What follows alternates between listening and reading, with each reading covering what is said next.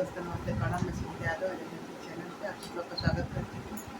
और आज आप सब लोग के बीच में भोले बाबा का भजन से चर्चा होती है। लेकिन तो कैसा लगा लाइक सब्सक्राइब शेयर जरूर करना और अपना प्यार आशीर्वाद जरूर देना और पूरा आज का जरूर सुनना कि आपको किसी चर्चा मुझे पसंद आए तो मेरी बात जरूर बताना और मेरा भी सपोर्ट करना।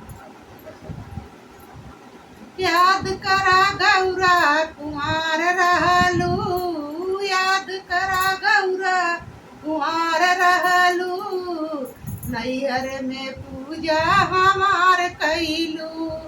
याद करा गौरा कुमार रहलू, नैहर में पूजा हमार कैलू।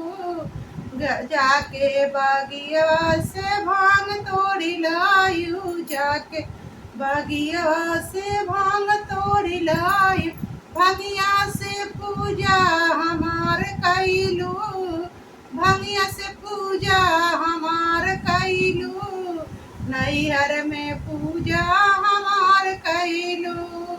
याद करा गौरा कुमार रहलू, नैहर में पूजा हमार कैलू।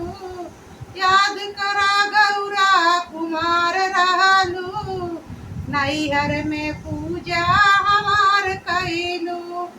काशी बनारस से जल भरी लायू, काशी बनारस से जल भरी लायू, जलवा से चरना हमार धोलू, जलवा से चरना हमार धोलू, नैहर में पूजा हमार कैलू।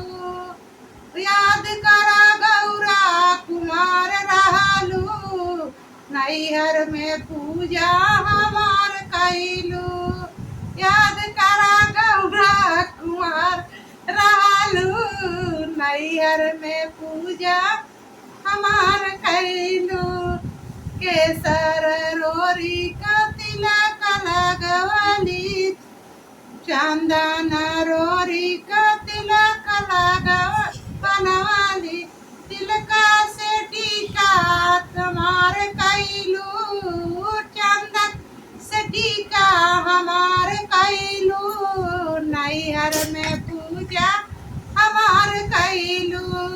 याद करा गौरा कुमार रहलू, नैहर में पूजा हमार कैलू।